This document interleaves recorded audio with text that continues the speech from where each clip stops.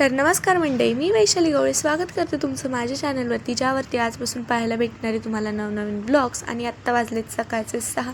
तर या ठिकाणी मी उठलेली आणि सगळ्यात आधी चूल पेटवून पाणी तापायला ठेवले आंघोळीसाठी.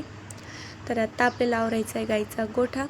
तर मम्मी काढणारे शेण आणि मी मारणारे झाडू. तर चला मग मारून घेऊ पटकन. तर या ठिकाणी शेणही काढून झालं आहे, झाडूही मारून झालं आहे आणि गोठा एकदम चकचक करतो आहे. तर आता मी माझं आवरून घेते.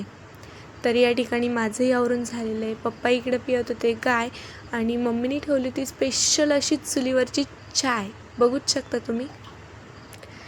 तर या ठिकाणी चहालाही उकळी फुटलेली आहे. आता पिऊन बघू कशी झाली. तर चहा तर एक नंबर झाली होती आणि माझं काही काम होतं तर मी चालली होती बाहेर. तर चला मग जाऊया.